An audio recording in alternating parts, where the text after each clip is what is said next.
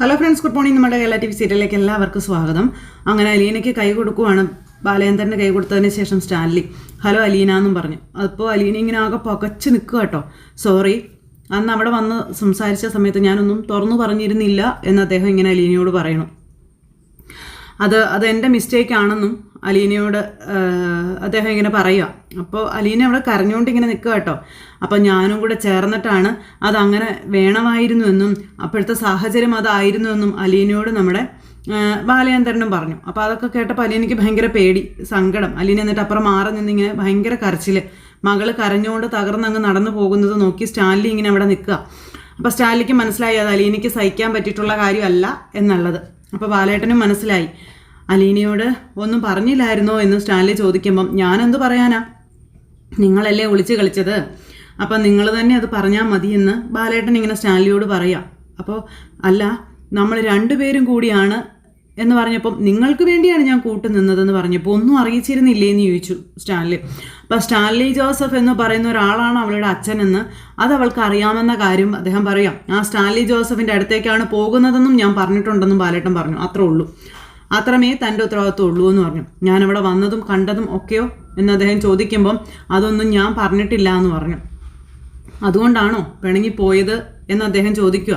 അപ്പോൾ പിണങ്ങി അവൾ എങ്ങോട്ട് പോകാനാ, ടെൻഷൻ അടിക്കൊന്നും വേണ്ട, ഞാനത് നോക്കട്ടെ എന്ന് പറഞ്ഞു ബാലേട്ടൻ നേരെ അലീനയുടെ അടുത്തേക്ക് പോകാൻ നോക്കുക കേട്ടോ.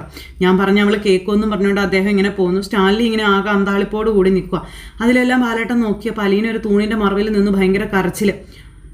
അപ്പോൾ അദ്ദേഹം മോളെ എന്ന് പറഞ്ഞ അടുത്തേക്ക് ചെന്നു. അപ്പോൾ അലീനയാണെങ്കിൽ ആ ഒരു ഇതൊക്കെ ഇങ്ങനെ നോക്കുക കേട്ടോ, ബാലനെ തുറച്ച് നോക്കുക. മോളെ അത് ഞാൻ നിന്നോട്, അപ്പോൾ അച്ഛൻ എൻ്റെ അടുത്ത് കള്ളം പറഞ്ഞില്ലേ എന്ന് ചോദിച്ചു. കള്ളമൊന്നും ഞാൻ പറഞ്ഞില്ല മോളെ, എൻ്റെ അടുത്തുനിന്ന് സത്യം മറച്ചു വെച്ചില്ലേ എന്ന് അലീന ചോദിക്കുക കേട്ടോ. അപ്പോൾ ബാലൻ ഇങ്ങനെ വല്ലാത്തൊരിതായി. അത് പിന്നെ അപ്പോഴത്തെ സിറ്റുവേഷൻ മോളെ, എനിക്ക് അപ്പോൾ പേര് പോലും അച്ഛൻ എന്നോട് പറഞ്ഞില്ലല്ലോ, അപ്പോൾ ലോലച്ഛൻ നല്ല അച്ഛൻ പറഞ്ഞെന്ന് ചോദിച്ചു.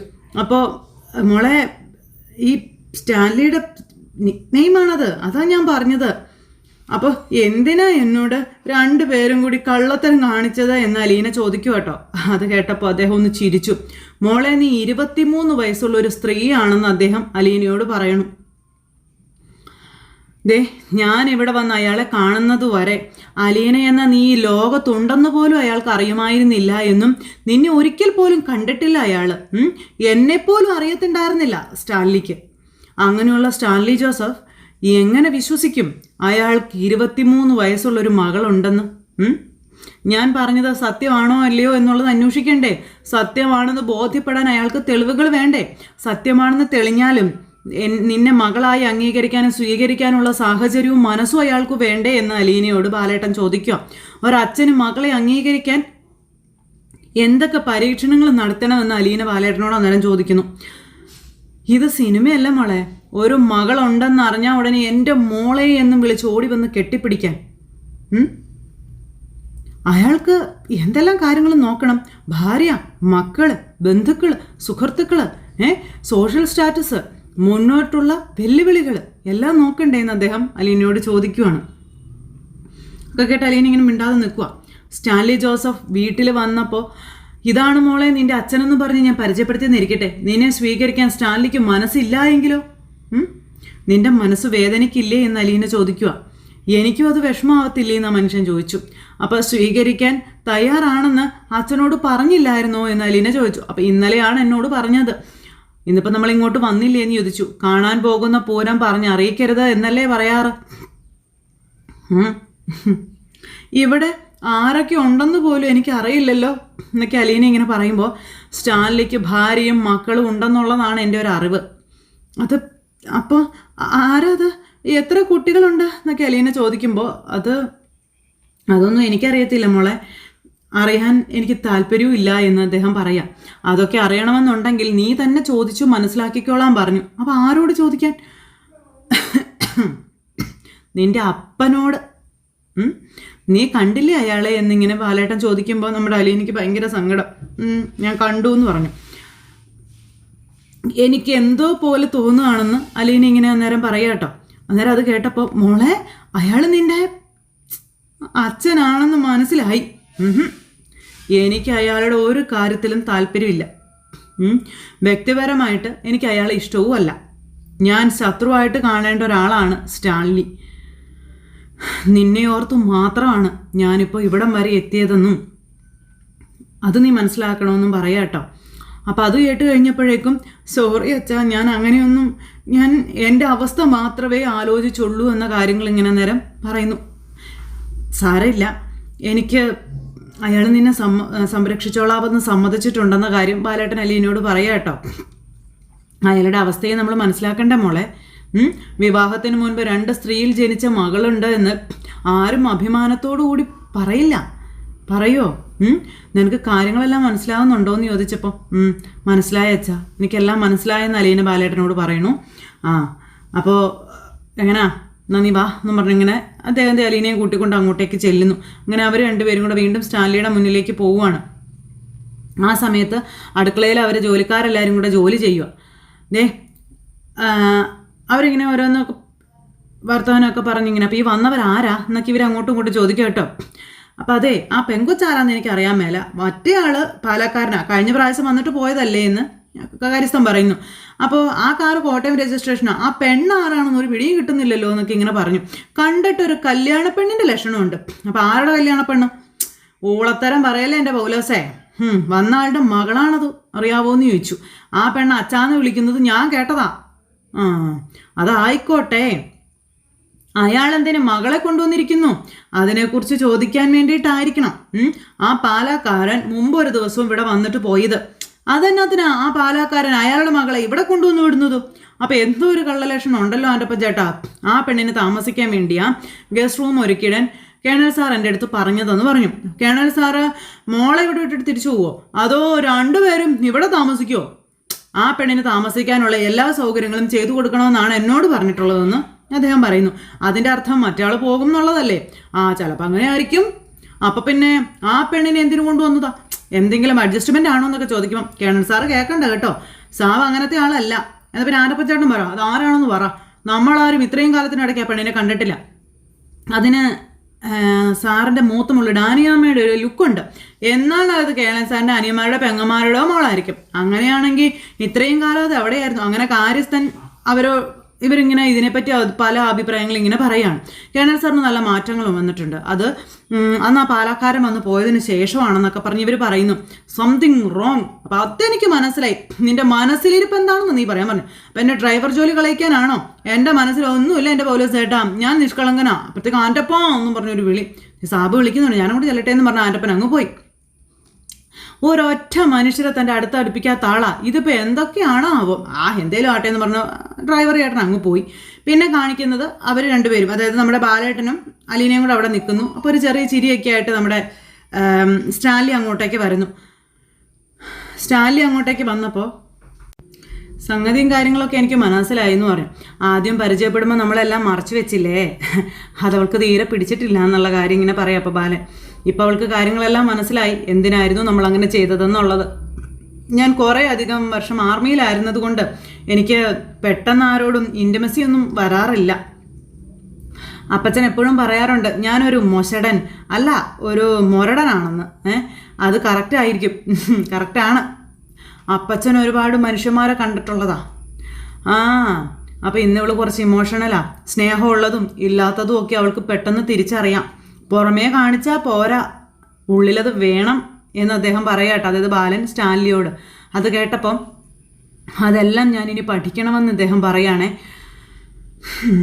എൻ്റെ കയ്യിലുണ്ടായിരുന്നു, ഒരു കാലത്ത് ധാരാളം കിട്ടിയിട്ടുണ്ട്, കൊടുത്തിട്ടുമുണ്ട്. പിന്നെ എപ്പോഴും അതൊക്കെ നഷ്ടപ്പെട്ടു പോയി എന്ന് സ്റ്റാൻലി ഇങ്ങനെ നമ്മുടെ ബാലേട്ടനോട് പറയുമ്പം അദ്ദേഹത്തിൻ്റെ മുഖം അങ്ങ് വല്ലാതെയായി. അപ്പം നമുക്ക് എന്തെങ്കിലും കഴിച്ചാലോ, ഇവിടെ കുക്ക് ചെയ്യാനൊക്കെ ആളുണ്ട്, നമുക്ക് ആവശ്യമുള്ളത് എന്തും അദ്ദേഹം ഉണ്ടാക്കി തരുമെന്ന് പറഞ്ഞപ്പോൾ അയ്യോ എനിക്കൊന്നും വേണ്ടാന്ന് പറഞ്ഞു. ഞങ്ങൾ ഹോട്ടലിൽ നിന്ന് ഫുഡ് കഴിച്ചിട്ടാണ് വന്നതെന്ന് പറയാട്ടോ. ഒരു കോഫി കഴിക്കാമെന്ന് പറഞ്ഞു, അല്ലെങ്കിൽ ടീ, സോഫ്റ്റ് ഡ്രിങ്ക്സ്, സ്നാക്സ് എന്തെങ്കിലും, ഒന്നും കഴിക്കാതെ പോകരുതെന്ന് പറഞ്ഞു. അപ്പം എൻ്റെ വീട്ടിൽ വന്ന ആളല്ലേ എന്ന് ചോദിച്ചപ്പം അതെ ഞാനൊരു ഡ്രൈവറായിട്ട് വന്നതാ, അലീനയെ ഇവിടെ എത്തിക്കാൻ വേണ്ടി മാത്രം വന്നതാണെന്ന് ബാലേട്ടൻ പറയണം. ഒരു ഡ്രൈവറെ അയച്ചാൽ മതിയായിരുന്നു എന്ന് പറഞ്ഞപ്പോൾ അയ്യോ അങ്ങനെ പറയരുത് മിസ്റ്റർ ബാലേന്ദ്രൻ, അങ്ങനെ പറയരുത്. നിങ്ങളെപ്പോലെ ഇത്രയും പ്രാധാന്യമുള്ളൊരു മിസ്റ്റർ ഈ അടുത്ത കാലത്തൊന്നും ഈ വീട്ടിൽ വന്നിട്ടില്ല എന്ന് ബാലേട്ടനോട് സ്റ്റാൻലി പറയണം. കഴിഞ്ഞ വർഷം ഒരു മിനിസ്റ്റർ വന്നു പോയി, അതൊന്നും എനിക്ക് പ്രധാനപ്പെട്ടതല്ല എന്ന് സ്റ്റാൻലി പറയാം. അതുകൊണ്ട് നിങ്ങൾ എൻ്റെ ആതിഥ്യം സ്വീകരിച്ചേ പറ്റൂ എന്നും പറഞ്ഞു. നമുക്ക് ഒരുമിച്ചിരുന്ന് എന്തെങ്കിലും കഴിക്കാമെന്നും സ്റ്റാൻലി നിർബന്ധിക്കുകയാണ്. ഈ ഒരു ദിവസത്തിൻ്റെ സന്തോഷത്തിന് വേണ്ടി പ്ലീസ് എന്നും പറഞ്ഞുകൊണ്ട് ഒരുപാട് നിർബന്ധിക്കുന്നു. ആ സമയത്ത് അലീനയുടെ നേരെ നോക്കുവാണ് നമ്മുടെ ബാലേട്ടൻ. അപ്പോൾ കഴിക്കുക അച്ഛാ എന്ന് അലീന പറഞ്ഞു. അപ്പോൾ അലീന പറഞ്ഞതുകൊണ്ട് ഒന്നും മിണ്ടാതെ നിൽക്കുന്നു. അത് ഞാൻ അവിടെ വന്ന് കോഫി കഴിച്ചില്ലേ, ഇമോഷണലി നമുക്ക് അടുക്കാൻ പറ്റാത്ത കാരണങ്ങളും ഒക്കെ ഉണ്ടാകാം. പക്ഷേ നിങ്ങൾ അലീനയുടെ അച്ഛനാണ്, ഞാൻ അവളുടെ പപ്പയാകാൻ പോകുന്നതേ ഉള്ളൂ എന്ന് അദ്ദേഹം പറഞ്ഞു. നമുക്കിടയിൽ ഒരു പാലം ഉണ്ടെന്ന് അദ്ദേഹം പറയുക കേട്ടോ. അപ്പം ഞാൻ നിങ്ങളുടെ ആതിഥ്യം നിഷേധിക്കുന്നില്ല എന്ന് അദ്ദേഹം പറഞ്ഞു. മോളെ പെട്ടിയൊക്കെ എടുക്കണ്ടേന്ന് ചോദിച്ചു. അതൊക്കെ ആൻ്റപ്പൻ എടുത്തോളും, അത് പിന്നെ എടുക്കാം, നിങ്ങൾ രണ്ടുപേരും അകത്തേക്ക് വാ എന്ന് പറഞ്ഞ് രണ്ടുപേരെ അകത്തേക്ക് വിളിക്കുന്നു. അപ്പോഴും അലീന ഇങ്ങനെ ബാലൻ്റെ കൈ ഇറുക്കി പിടിച്ചേക്കുക, കൈ വിടുന്നില്ല കേട്ടോ. അങ്ങനെ വലിയൊരു വിരുന്ന് തന്നെ അവിടെ നമ്മുടെ സ്റ്റാൻലി ഒരുക്കിയിരിക്കുന്നു, സ്റ്റാൻലിയുടെ ജോലിക്കാരും ചേർന്ന്. അപ്പോൾ ബാലനും അലീനയും കൂടെ അവിടെ വന്നിരുന്നു. ഇതൊക്കെ കണ്ട് അലീനയ്ക്ക് ആകെ ശ്വാസം മുട്ടല. അപ്പോൾ ഇദ്ദേഹത്തിൻ്റെ കയ്യിലാണ് കേട്ടോ നമ്മുടെ ആയുസ് എന്ന് പറഞ്ഞാൽ ജോലിക്കാരനെ പരിചയപ്പെടുത്തി കൊടുക്കുവാണ്. അപ്പോൾ അലീന ഇങ്ങനെ അദ്ദേഹത്തെ നോക്കുന്നു. അപ്പം ചേട്ടനും ഇങ്ങനെ അലീനയെ നോക്കി ചിരിച്ച് കാണിച്ചു. അലീനയ്ക്കാണെങ്കിൽ പേടിയായിട്ടും പാടില്ല. അപ്പോൾ ആൻ്റപ്പനെ വിളിക്കാൻ പറഞ്ഞു. ആൻ്റപ്പനെ വിളിച്ചു. അപ്പോൾ ആൻ്റപ്പൻ ചേട്ടൻ അങ്ങോട്ടേക്ക് വരുന്നു. അപ്പോൾ ഇവർ ചായയൊക്കെ കുടിച്ചു തുടങ്ങി. പിന്നെ ആൻ്റപ്പൻ ചേട്ടനെ പറ്റിയുള്ള കാര്യങ്ങളും ഇങ്ങനെ പറയാം. അപ്പോൾ അലീനയ്ക്കാണെങ്കിൽ ഭയങ്കര ഒരു ടെൻഷനും പേടിയും വെപ്രാളവും ഒക്കെ. എന്നിട്ട് ഇടയ്ക്കിടയ്ക്ക് അച്ഛനെ ഇങ്ങനെ നോക്കുന്നു. അലീന എന്നിട്ട് ആ ചായ ഇങ്ങനെ പതുക്കെ കുടിച്ചുകൊണ്ടിരിക്കുന്നു. ബാലേട്ടനെ ഇങ്ങനെ ചിരിച്ചുകൊണ്ട് ഇങ്ങനെ അലീനയെ തന്നെ നോക്കിക്കൊണ്ട് എങ്ങനെ ഇരിക്കുക കേട്ടോ. ഇഷ്ടപ്പെട്ടില്ലേ എന്ന് ചോദിച്ചു കേട്ടോ. ഓരോ വീട്ടിലും ചായയ്ക്ക് വ്യത്യസ്ത രുചികളായിരിക്കുമെന്നും നല്ലത് ഏതാണെന്നുള്ള കാര്യത്തിൽ അഭിപ്രായ വ്യത്യാസവും ഉണ്ടാകും. പക്ഷേ കോഫിക്ക് അത്ര പ്രശ്നമില്ല എന്ന് സ്റ്റാൻലി അവിടെ നിന്ന് ഇങ്ങനെ പറയാം. അപ്പോൾ അലീന ഒന്നും മിണ്ടുന്നില്ല, ബാലേട്ടനും ഒന്നും മിണ്ടുന്നില്ല. അപ്പോഴത്തേക്കും ബൈജുവിനെയും വിളിച്ചു. ആൻ്റപ്പനും അങ്ങോട്ടേക്ക് വന്നു. അപ്പോൾ ഇത് ബൈജു എൻ്റെ ഡ്രൈവറാണെന്നൊക്കെ പറഞ്ഞ് പരിചയപ്പെടുത്തി കൊടുക്കുന്നു.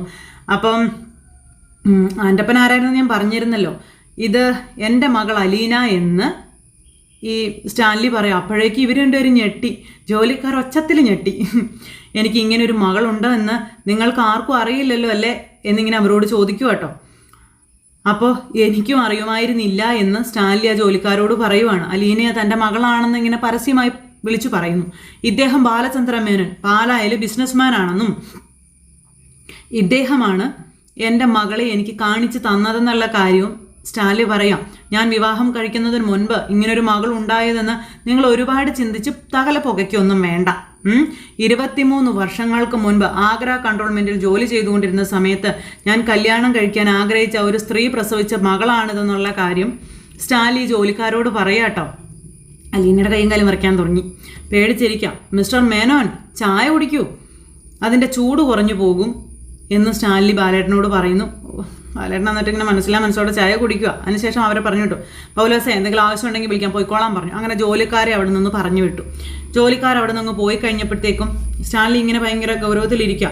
എനിക്ക് അവരോട് അത്രയെങ്കിലും പറയണം, ഇല്ലെങ്കിൽ അവർ 3 പേരും കൂടി ഇന്നേ വരെ ലോകത്തുണ്ടായതിനേക്കാളും വലിയ കഥകൾ ഉണ്ടാക്കുമെന്ന് അദ്ദേഹം ഇവരോട് പറയും കേട്ടോ. അത് കേട്ടപ്പോൾ അലീന എന്നോടൊരു സംശയം ചോദിച്ചു എന്ന് പറയാം.